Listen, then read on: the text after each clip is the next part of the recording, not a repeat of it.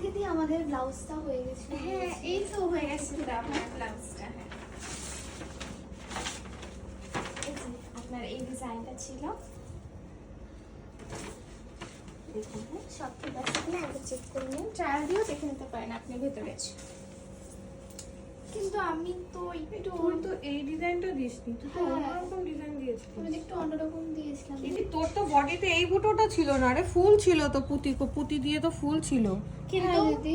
আচ্ছা আমি দেখো যখন আমাদের অর্ডার হয় না, আমি তোমাকে দেখিয়ে দিচ্ছি। দেখো তোমার হচ্ছে এখানে, দেখো এখানে তুমি যখন অর্ডার করছিলে, দেখো এখানে কিন্তু এই ডট এরকমই কিন্তু আমি তোমাকে দিদি ফটো আমি তো পাঠিয়েছি। বলেছিলাম না, তোমার তো দায়িত্বের মধ্যে পড়ে, তোকে বলে গেছিলাম না তো, তুমি একটু দেখবে না বলো। আসলে ব্যাপারটা কি হয় বলো তো, আমাদের এখানে এত পিস থাকে না, দেখো ওখানে প্রচুর বেনারসির পিস।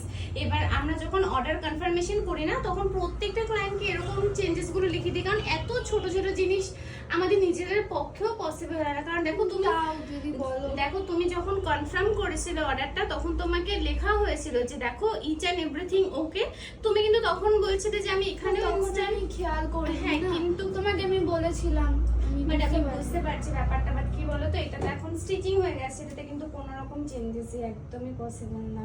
আর তোমার টাইমিংটা প্রচন্ড শর্ট ছিল, মাত্র 10 ডেজের মধ্যে আমি আর্জেন্ট বলেছিলাম। হ্যাঁ আমি জানি সেটা একদম। আর তুমি নিজেই বলো আমি এখানে ডট করতে পারলে ফ্লাওয়ার কেন করব না বলো, সেটাও তো আমি করব। কিন্তু তুমি অর্ডারটা কনফার্মেশন দেওয়ার পরে আমি কাজটা স্টার্ট করেছি, কিন্তু এখন তো এটাতে কোনো রকম চেঞ্জেস করা ঠিক যাবে আছে, না। বাদ দাও, তুমি দিয়ে দাও।